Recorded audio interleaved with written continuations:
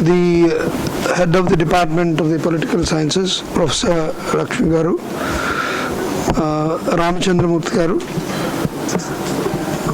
Professor G. Krishna Reddy,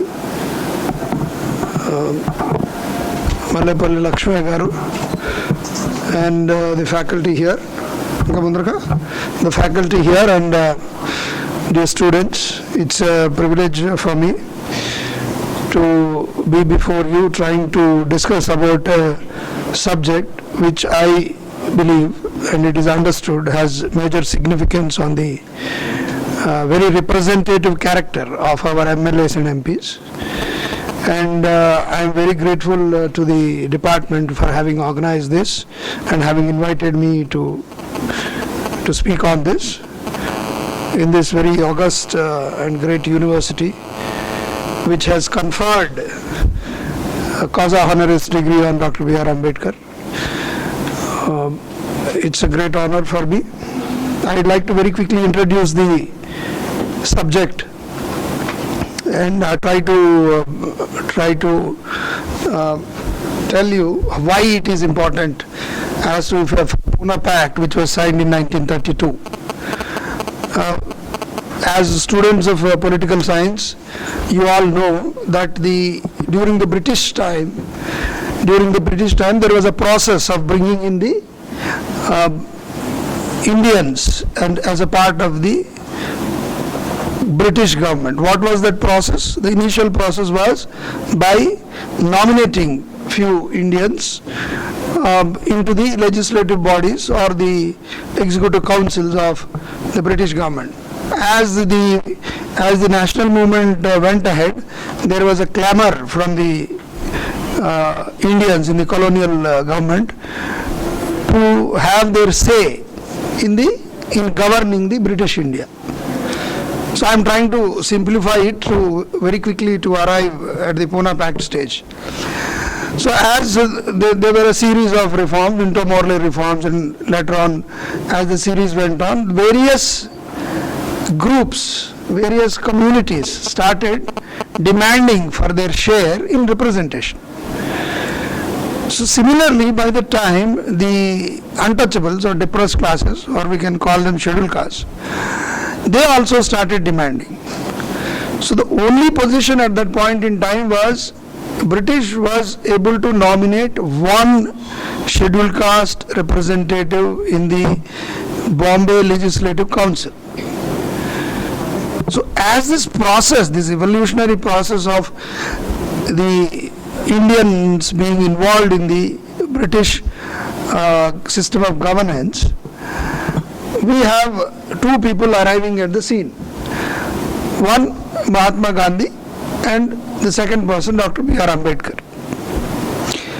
In this scenario, Dr. B.R. Ambedkar was very clear on 2 points. He said the untouchables need representation because of their very subhuman condition. They need representation. And secondly, he insisted on the democratic principle for the first time. That was in 1920. He insisted that if untouchables are 9%, so please give us 9% representation. He very vehemently opposed any person trying to say anything against the democratic principle. Who were they? They were the seniors in the Mahar movement, untouchable movement, and they were very, very important people at that point in time. He opposed them. In 1920, Dr. B.R. Ambedkar was a very young student who returned from Columbia and was trying to finish his PhD. Very vehemently he took that position for the first time in 1920. So that is what he said in Southborough. Later on, that is what he said in the Simon Commission when Simon Commission came. Now this representative politics during the British time is a very crucial thing because it has an impact later on in the independent India's representative politics also. So when India was developing into a democratic country and the principles of democracy are being very clearly, openly demanded, the basic principles of the percentage of the population and the percentage of seats that is the Dalit should have. Now I'll use the word Dalit should have. That was what he insisted. What did he use?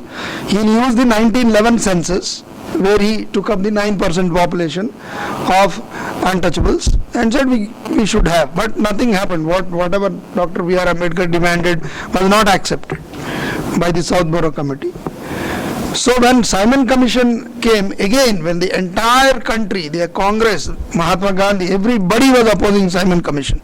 Such a huge agitation for Simon Go Back. Simon Go Back was the biggest thing in the national movement when our historians write it. But there is another flip side. There is a flip side to Simon Commission. When the entire country was opposing, it was Dr. B.R. Ambedkar who appeared before the Simon Commission. Of course, along with the Muslim delegations, Jinnah and others. So he was even, that was for the first time he was called a British stooge to appear before the Simon Commission. So he took that steps. Dr. B.R. Ambedkar appeared before them, and again the issue of representation comes. He says, first of all, untouchables need representation to ameliorate their condition in the legislative councils or the legislative assemblies, and that should be by the person. Now here comes for the first time the way a person has to be elected. So the crux of the matter, what I would like to arrive after my discussion here is that the method by which you elect a person creates the representative character of that elected representative. So I'll stop here and come to, let us look at the systems of election in our, say, country. In a normal election here, if say 1,000 people are voting, whosoever gets the highest number of votes wins. That means if 9 people say get 99 votes each and somebody gets 101, the 101 person wins, even though he gets only 10% of the votes. So that is called first past the post system. It's a very simple and easy system. We adopted it from the British. So when this system was first past the post, or whosoever gets highest number of votes was adopted by the country, we had elections for the first time in India in 1937. That is for the provincial legislatures. 1937. Next one happened in 1946. So this method was used, that whosoever gets the highest number of votes will win, irrespective of your. Otherwise, in Western democracies, you can find you need to get 50 plus 1, 50% of the vote plus 1. That getting that you are elected by the majority. Of course, in the parliament, the party should have majority number of MPs. That is also 50 plus 1, 272 out of. So, but while getting elected, this method was used. Now, within this particular electoral method, at that point in time, when Dr. B.R. Ambedkar asked for separate electorates, means in a constituency, if there is a constituency, tell me one constituency. If there is Mallepalli constituency, so there will be 2 candidates. One, there will be a scheduled caste candidate and a general candidate. Only scheduled caste voters will vote for that candidate. That was the proposal of Dr. B.R. Ambedkar. And scheduled caste will contest and he will get elected. That was the original demand, because that demand for Muslims was already going on. That was in vogue. Muslims got that separate electorate demand. And so what Dr. B.R. Ambedkar was, give us a similar formula like Muslims. So when before Simon Commission he made this proposal, then we go to the next stage of roundtable conference. Mahatma Gandhi, very surprisingly, even for a lot of his followers and friends, firstly opposed any reservations for untouchables. Firstly, he took that position. Now we will not go into the reason why he took that position, but he took that position. He couldn't believe that how can untouchables. He agreed. This was the argument of Dr. B.R. Ambedkar, that He said, you are agreeing for Muslims, you are agreeing for Sikhs, you are agreeing for Indian Christian, Europeans. Why are you not agreeing for the untouchables for reservation? After some time, during the roundtable conference, Mahatma Gandhi took a position. He said, if this happens, the reservation for untouchables separately, he said, I will oppose it with my life. So he did that. After he came back to India and he was in Hyderabad jail in Pune, he exactly did that. When he did do that, the British government announced a communal award, which is called Ramsay MacDonald Award, which gave separate seats for scheduled castes. That means only scheduled castes will vote, scheduled castes will contest, he will get elected. So that he will represent the scheduled caste issues in such a way that the condition of the untouchable scheduled caste will be ameliorated faster. So when the award came, Mahatma Gandhi very clearly opposed that award, communal award. Now then Poona Pact happened. What Poona Pact? They had a discussion. Mahatma Gandhi went on fasting to death. Dr. Ambedkar went to Pune. They had discussion, negotiations. Now what is the outcome of Poona Pact is a very important thing I would like to stress here. My understanding of the outcome of the Poona Pact is change in the method how you get elected. There is nothing else in that Poona Pact. Mahatma Gandhi initially opposed untouchables for reservations, for seats. Then since he was told by a lot of people, now if you oppose it, it will be a problem, nobody will listen to you. Let us come out with a different formula. So in that thing, the negotiation between Dr. B.R. Ambedkar and Mahatma Gandhi, the change was the method by which you get elected. What was the method? That almost the method, the current method is going on. They went to a different method. He said, okay, we will have 2-stage elections. First stage, only scheduled castes will contest, only scheduled castes will vote, and we will drop a panel of 4. This panel of 4 will go to second election. What is the second election? Everybody will vote. Other castes will vote, scheduled castes will vote. And the final person will be elected. Now, in a way, what happened is that the final election of a scheduled caste candidate will be decided by non-scheduled caste voters because they are in a majority. They will be in a majority. Scheduled caste hardly will range from 10 to 15 to 20%. 80% people voting and deciding who will get elected will be the non-scheduled caste. So what Ambedkar did, Dr. Ambedkar did, he quickly analyzed the 1937 election in his book called by the name of What Congress and Gandhi Have Done to Untouchables. That is a 1937 election analysis, nothing else. 1937 election you will have data with reference to the reserved consensus. He proved in that study, Dr. Ambedkar proved that whosoever scheduled caste elected as their number one candidate was invariably defeated in the second round by the non-SC voters. That means whom scheduled caste think that he is their good representative is made to be defeated in the round 2. That is when everybody votes. He proved it. So Dr. B.R. Ambedkar said, this is not done.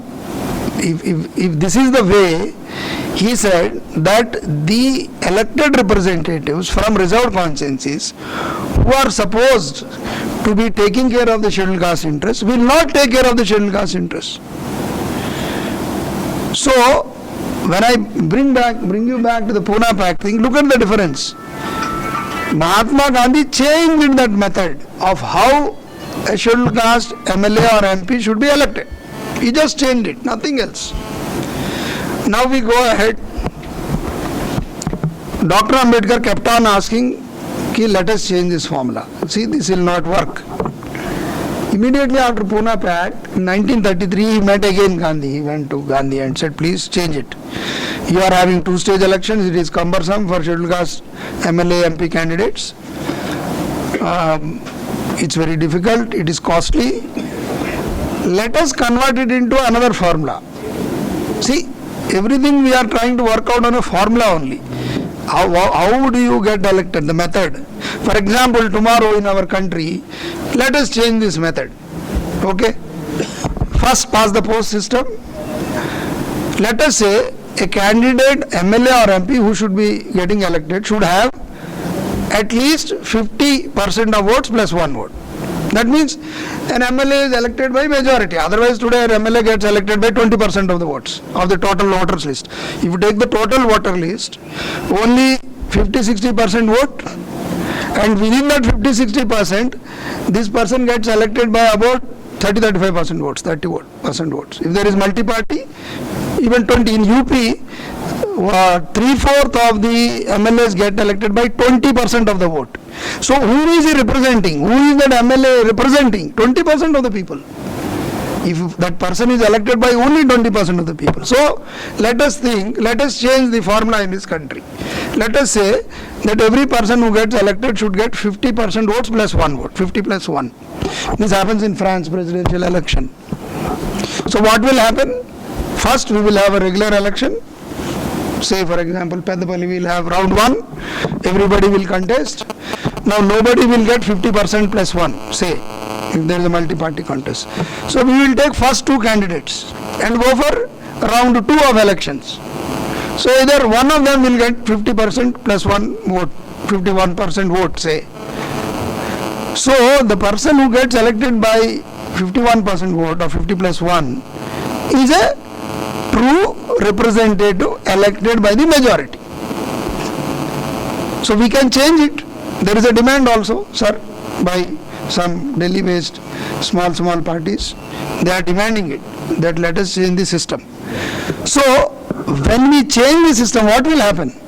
There will be a lot of changes. All smaller parties will get eliminated. Very clearly they will get eliminated. So a small method can make a big difference in the way a person gets elected, in a way a person represents your causes, the issues. So let us come back.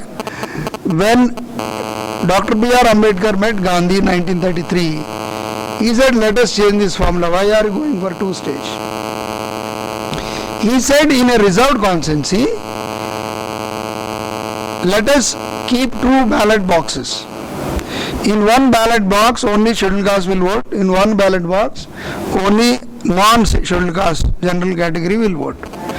First, let us count the scheduled caste votes. If anybody is getting less than 35% of votes polled, you eliminate them. So, those people who are getting 35% or more, they go to, then we will add the other votes, general votes, whosoever gets higher. Why is he saying that? He is saying that when in a reserved constituency, which is for scheduled caste, a scheduled caste candidate is contesting, let the scheduled caste have a say, a minimum say, where their candidate who should be qualified. Pass mark length, sir, Usmaniyalo 35. Okay, 35% pass marks. He should be qualified by the 35% of scheduled caste saying that yes, you are cleared. So that was what Dr. Ambedkar proposed. Gandhi refused immediately. He wrote a big article in the Harijan and he refused. So Dr. Ambedkar went on with this formula. He kept on asking for this qualified electorate system. So this is another method. Now let us come back to a very contemporary situation. While I will try to contextualize it, constitutional amendment for reservation in promotions. Reservation in promotion needed a constitutional amendment in the parliament. So there are 2 parties from Uttar Pradesh. One Bahujan Samaj Party, second one is Samajwadi Party. Bahujan Samaj Party and lot of other parties were said, yes, we need this constitutional amendment to have reservation in promotion for scheduled caste and scheduled tribes. Samajwadi Party opposed it vehemently, openly. They opposed it in Rajya Sabha, they opposed it in Lok Sabha. And the most funniest of the aspects was that Samajwadi Party has 22 MPs. Out of 22 MPs, 10 MPs are from scheduled caste constituencies. That means scheduled caste reserved MPs have also opposed the constitutional amendment to have reservation in promotion for SC/STs. Now who are they representing? Who are they representing? That is why our title today says the representative politics. If there is a reservation, if there is a reserved constituency, an MP who himself is a scheduled caste got elected, and further they did even funnier thing. It was passed in Rajya Sabha. When the bill went to Lok Sabha, the minister in charge took out the copy to introduce the amendment in Lok Sabha. When he was reading it out, one scheduled caste MP from Uttar Pradesh ran towards that minister, pulled that sheet and ran away. He didn't hear it. So there was commotion. Then he threw it to his MPs. They all took it and tore it off. Now who is representing whom? What is the representation? This is a very current kind of an issue. We did a study where majority of the scheduled caste voters said they are not happy with their MLA MP. They said that they don't listen to them. They said that the MLA MP don't raise the Dalit issues in assembly and parliament. The MLA MP don't support the scheduled caste during an atrocity. The response of the scheduled caste voters is very clear. So there is a widespread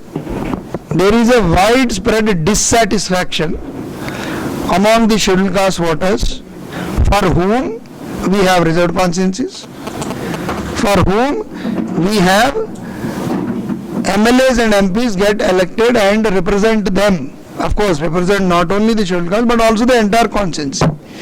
But while trying to represent the entire constituency, the way the SC and ST representation gets completely wiped out.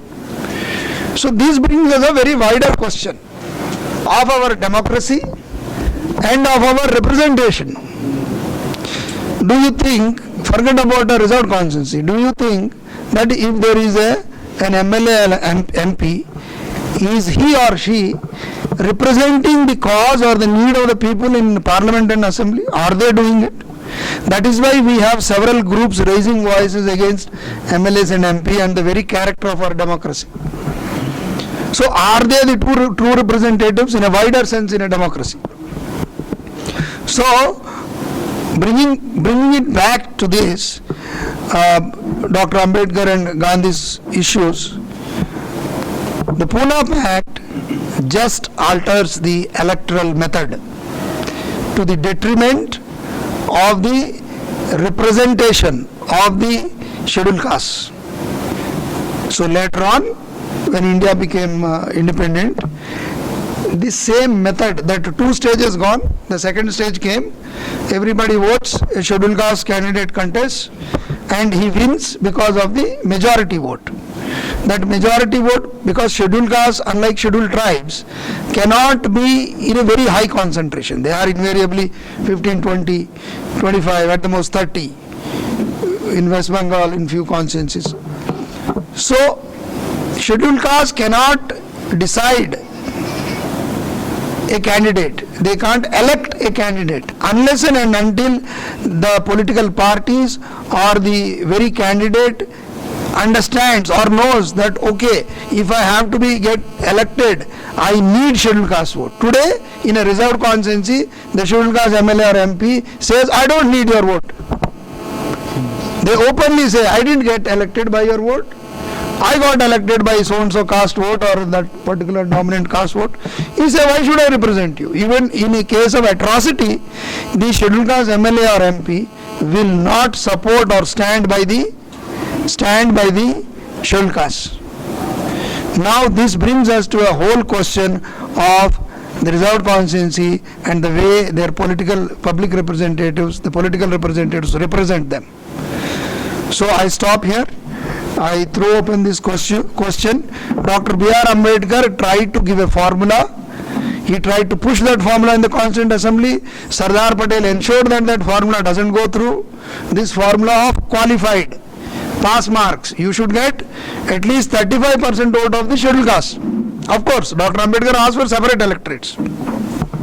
Sardar Patel ensured in the Minorities Advisory Committee under the Constituent Assembly that separate electorate is never agreed to. So that is in Article 325 in the Constitution. You cannot have separate rolls, electoral rolls. That they ensured that it is introduced.